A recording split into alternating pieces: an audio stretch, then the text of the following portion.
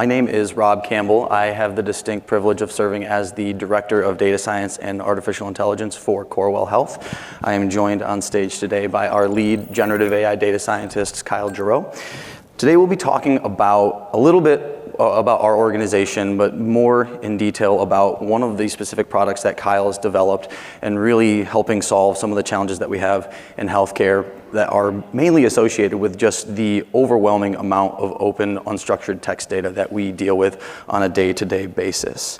So for those of you that do not live in the beautiful state of Michigan, you may not be familiar with Corewell Health. We are a healthcare delivery organization and also a health insurance plan. We have over 65,000 team members, so not only are we the largest hospital system in the state, we are the largest employer in the state of Michigan. Our health insurance plan has 1.3 million plus members.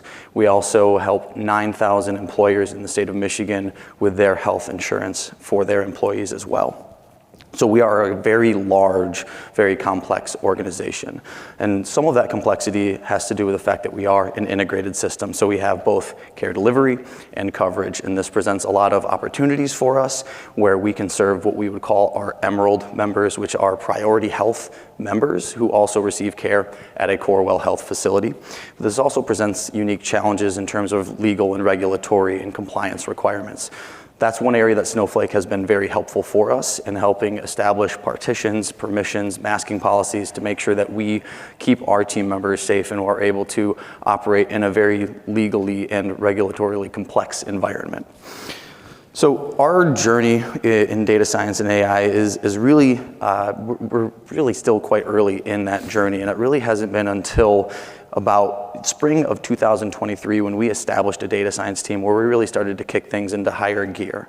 And with this, and this is likely familiar for many of you, but when we were forming that data science team in early 2023, there was no discussion of AI. I'm sure many of you are operating in roles where you have responsibility for AI. That was not a discussion when you were officially brought on for that role. But it became very apparent that we needed to establish a structure and a strategy. And especially over the last year, we have hired generative AI data science talent like Kyle and really started to develop our internal development capabilities. That's allowed us to do some really powerful things. And again, we're just getting started, but one thing that has also become apparent as we've gone down this journey is the need for not only use case specific tools, which Kyle will go into more detail on here in a little bit, but the need to bring this technology to more people to really drive adoption and drive effective use across the organization. And so one thing that we are starting to do at our organization is develop an AI Champions program to really help all 65,000 of our team members move from that maybe AI hesitant or unaware phase to a beginner, and then maybe a beginner to a power user. And for those that are really interested, providing them a pathway to become a citizen developer, to bring this technology and the benefits closer to the work. One really fun thing that we were able to do in April of this year was partner with our Snowflake counterparts and host our very first ever generative AI hackathon. This was not only a first for us, but this was also a first for Snowflake, and a big thank you to Tom Meacham, our solutions architect, and Virginia Conti, our account rep, for helping us put this event on. But it was really fun. We were able to stand up a sandbox environment for over 50 people that were remote, but 60 plus that were in person for this hackathon. And we were able to get a lot of really cool ideas that came from all different areas of our business. And Kai will talk a little bit more in detail about the winner of that hackathon, but just one of the tools that we are really putting forward to help drive more adoption and bring this technology closer to the business. So with that said, I think one thing that is really apparent, again, we've made a lot of progress over the last few years especially, but I think the one theme that I've heard throughout this week is that we're all just getting started, and it's very obvious. This is a very long journey and a very high impact journey. So I'm excited to hand it over to Kyle to talk a little bit more about some of the work that he's done to really drive this forward. Awesome. Thank you, Rob. Can everybody hear me? Good to go? Okay.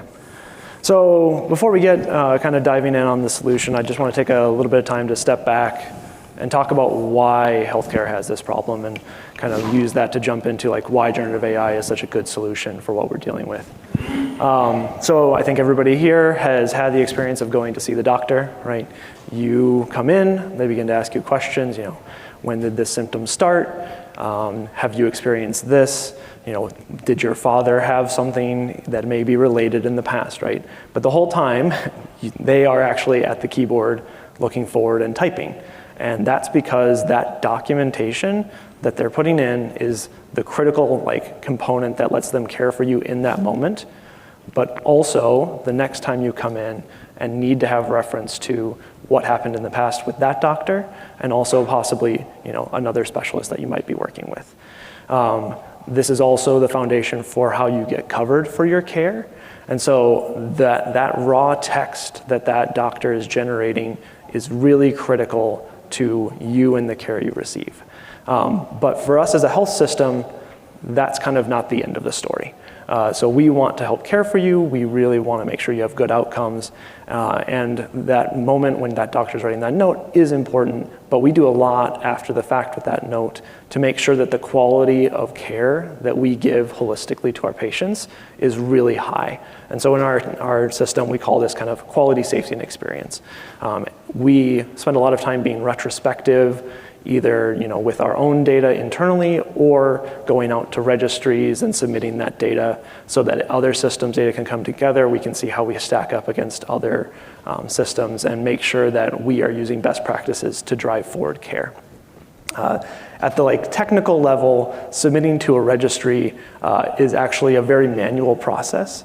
So it kind of, to me, looks like filling out a tax form. There are these very long, big documents that have, box A1, B5, and I was looking at the one for sepsis, which is a very common thing that hospital systems have to deal with, and the documentation for that was a couple hundred pages just to submit the information to the registry. And so we have to spend a ton of time with people today to take the notes that were generated by the doctor and actually turn them into useful information for these registries to move forward with. And the question kind of becomes, how do we make that effective? So I'm going to tell a quick story about my friend Roberto, just to set the stage of how do we come into this and give an example of the impact we can make with large language models. So Roberto is what's called a surgical site infection surveiller. And his job is to go and monitor patients who have had a surgery at one of our facilities and see if they get an infection as a result of our care, so that we can submit to CMS to help make sure that standard of care is really high. He came to me and he said, look, I have to look and read through hundreds of charts every month. Can you just get generative AI to summarize this for me or do anything? And so that's kind of our first exposure to attempting to use LLMs in the technique that we're going to walk through. And having seen the outcome, I kind of like to say, they're here to save the day in this case. We're going to make a really big impact. So as I had said, right, Roberto's reading a ton of data and sifting through that within our EHR.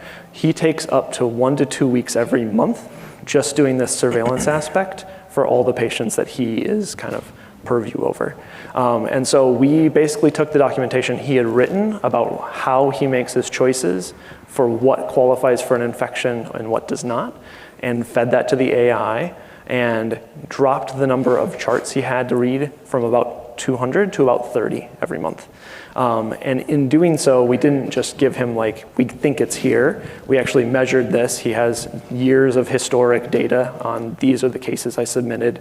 And we actually found that it was over 99% accurate and being able to say all the cases you care about are in this pool that has been pulled through. And it's really interesting because not only is that 99% really important, but the ones that were kind of the overlap, that 85% less, he says that those are the ones he cares about more because those are the ones that he as a human actually has to think about. It's not obvious in the notation if he should be contributing that to the registry or not. And as a system, as I said, this is a big problem. We have hundreds of people not doing exactly the same work as Roberto, but doing very similar work and extracting information in a very similar way. And so there's a really big impact to be had here if we can find a way to get this working at scale. And usually, these kinds of slides end at that, but it's kind of fun. We get to go back to the beginning. So if we reduce Roberto's work by 85%, Roberto doesn't go on vacation for another week, a month. Roberto's other part of his role is he goes in and talks to surgeons and surgical teams and says, look, the data is saying you keep repeating this process and procedure and it's leading to bad outcomes. We have to change that. And so not only do we make it more efficient, but we actually get the opportunity to improve the quality of care of our system by employing something like this. So you do it once and then everybody kind of asks like, well, how are you gonna scale this, right? And often we have to ask, should we be looking at a vendor to do this? And as we approach this, I kind of was hesitant for a couple different reasons. One, I couldn't tell at that time exactly what we were trying to solve for, right? We are kind of in the boat of, we have a lot of ideas about how to use generative AI, and I like to use the phrase, we have to kiss a lot of frogs to find the princes right now, right? And we just can't tell. And so going through contracting and like onboarding vendors doesn't really seem to be the solution for how we move Gen AI forward right now. The other thing that's really tricky is this is a really new field. Using large language models for like fact extraction is hard to monitor. The way you set these things up is very like sensitive, and I can't look at the code that someone else has generated if we're with a vendor to say, I really trust what you've done and the way you're measuring and monitoring this. So at the time, we just basically said, this is not the way we want to move forward. The other side of that we've seen, and why we kind of also went down this path with what I'm going to show in a minute, is a lot of times when you bring a tool in, you're asking that team to change what it's doing. And we have a very large system. Usually there are hundreds of nurses or surveillors that have been trained to do something in a certain way, so we have good process. And when they have to bring in a new tool, it means they have to change that process, and they are very hesitant to do so. So we've had conversations about different AI solutions, and this is often a barrier that we face with them is like, you can have the AI, but you have to make these changes. And they very often will say, we're gonna stick to the way it is until you prove out that this is a viable way forward. So getting that viability in front of them really quick is a really key aspect. And so, sorry. What we found is kind of a middle ground in the tool that I'm gonna show you. There's a pattern to what we wanna do over and over and over again with all these use cases. And it kind of boils down to, we have to extract who the patient population is. We have to be able to augment onto them whatever data element is important. So encounter notes, imaging reports, medications they receive, right? We have to bring AI to bear on the problem and have it be able to answer and be measured and all the important things there. But then the last one, is we have to show it to people really, really fast. And for us, Snowflake was like the perfect choice for this. Our data's there. The AI is really easy to use, good setup. And with Streamlit, we can build interfaces and share it back to our users really, really quickly. And so it gave us this opportunity to turn something around and show people and get feedback really quick. All right. So the tool that we've built, I like to call clinical surveillances. I don't know if it has a real name. I needed to stick AI in it somewhere, and I ChatGPT'd something as I was making the repo name, because you can't change that after the fact. And this is kind of what we've gone for. When I was toying around with the idea of what would this look like, we were also approached by our CCO, and he had what he likes to refer to as a go-to-heaven project. And he said, look, if you can solve this, it will make a huge difference to us as a system and to me as a person. I've been trying to solve this for the last 15 years. And so we built the tool and the use case out at the same time. So I'm gonna just walk through what's the use case that we're trying to solve with this one. So there's kind of a couple different names I might use. I might say loss to follow-up or incidental findings. But basically the idea is somebody has come in to get a chest CT. I think this example is going through pneumonia or TB, but the example I like to use more is a car crash. So someone was in a car crash, they come to the ER, they have to get a chest CT to find if there was damage done and find out if what the plan of care might be. But when the radiologist is reading that scan, they also find a lung nodule that is concerning for cancer. And they're gonna note it in a couple lines. I think this one has incidental finding 8 millimeters, but that's it. That's where the documentation of that finding stops. And if you just got in a car crash, are we going to treat you and care for you for the car crash, or are we going to worry about the potential cancer? And what we are very focused on that car crash and how we care for you after the fact. And it can be lost to follow up that you have another finding that is going to make an impact on your life if we don't do something about it. And so we took this tool that I'll describe more as we go along and basically built a dashboard for support services of radiology to come in and be able to have a highlighted list of these are the patients that need our attention right now and have not had anything done. So this is a Streamlit app. When somebody comes in, they're going to be presented with a list or multiple lists of sorted by importance findings. They can filter them, so that's what's across the top, and then this is just a interactable table. So they can sort it, they can highlight, they can copy and paste out of it. So it gives them a nice, just really easy way to interact with the data. And we are basically auto-filling in every insight that the AI has found for the particular problem we're trying to solve. So there's the column of reviewed, MRN, and then exam date, and everything beyond that is AI generated or AI supported. The most important thing is was there an incidental finding here? And the AI is answering that question, yes or no.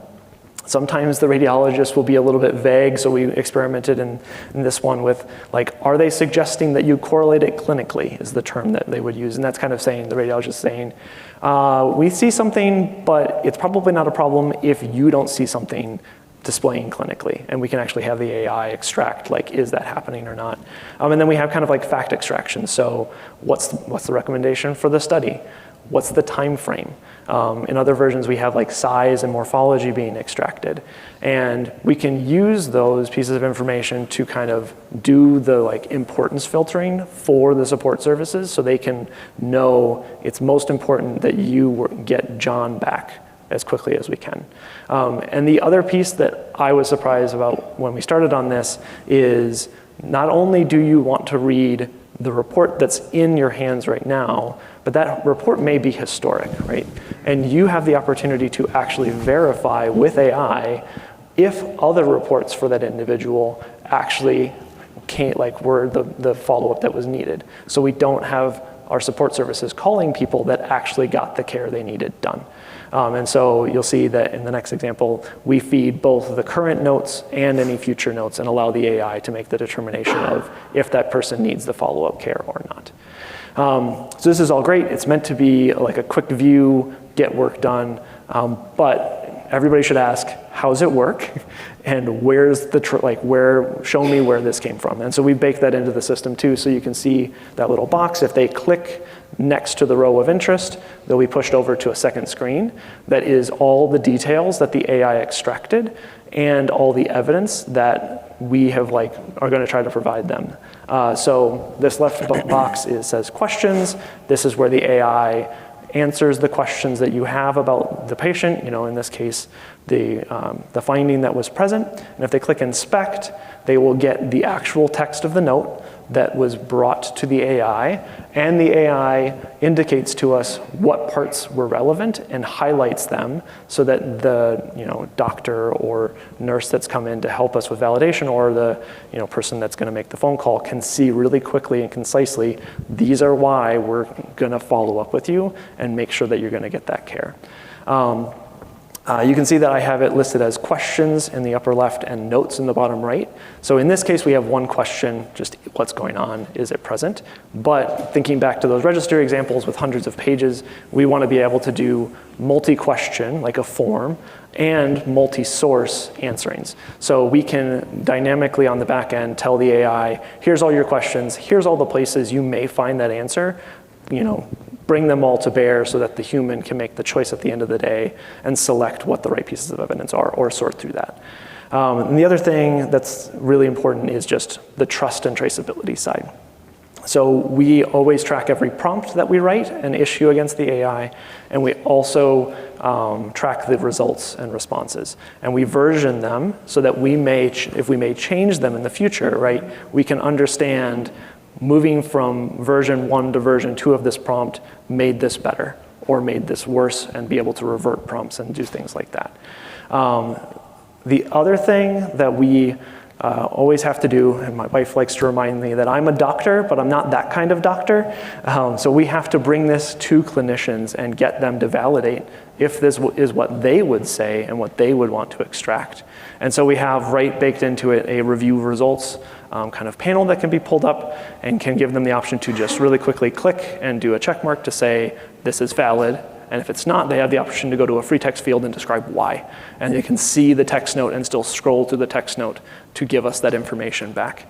And when they complete that, we tie their user to that documentation, and then we immediately begin reporting out on the accuracy of the AI. So we can do this either through the capture of a doctor has come in and says this is correct, or back to with Roberto, we had a known source, and so it will handle both exactly the same way, and we are implicitly tracking the performance of that AI when we start to get that data in. The other thing that we think is really important is the transparency about the cost of running this. I don't think I've had a conversation with a stakeholder about generative AI without them asking me, what is this going to cost? And the answer is almost always surprisingly not much, but it's really important to say, that result will cost you $1, or that result will cost you a fraction of a penny, and giving them that opportunity to see the impact and the cost of it at the same time is something that's important to us. So that's the specific thing for incidental findings. We have a growing backlog of different places we may use this in the business.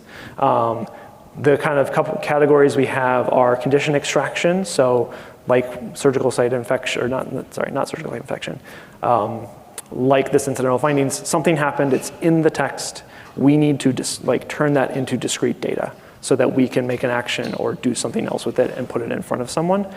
We also recognize that there's the opportunity to do the kind of the summarization and citation that we see really popular out in the world in other generative AI applications.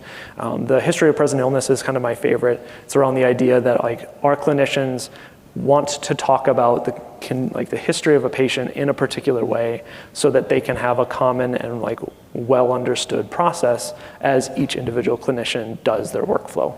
And so they would need very special prompting and help to get that done by generative AI. It can, but we don't want them to try to do it on their own. And we could build out an interface within this tool that would allow them to say, here's my MRN for this patient that I want, click, and then wait the time it takes for the AI to generate it. And then the other one we touched on is that form completion idea around registries.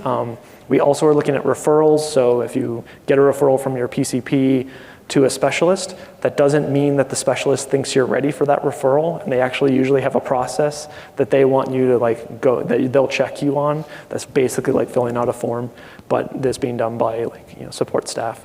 And then the last one on there, the mother and infant chart reconciliation, that was actually the winner from our hackathon.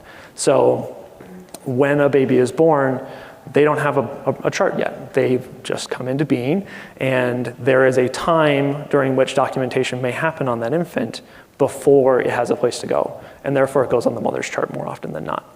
However, that's not where it should be. And if you have an infant that has complications, you really need that documentation to be on their chart so that they can get the right care. And so we have doctors whose job it is to inspect all the recently born children's mothers and move that documentation over. And what the hackathon project proved out was, with a couple simple prompts, we can actually do that with AI very effectively. And so we're looking at implementing a similar system like this so that a doctor that would be doing that in our EHR can come and look at this and say, yep, that's highlighted part is correct. I can click and copy that out of here, and we can now move it over to the documentation for the infant. Going back to the impact of that use case that we were talking about. So we have actually moved forward, and we worked with our radiology support services team on like, how would you begin to operationalize this? We did a historic look back in our system. We found about 2,000 patients that have some indication in a radiology report saying this patient should come back for care in this timeline, or a very concerning finding. And now we're able to like go and make an impact towards like getting them back in for care. The cost is always really surprising.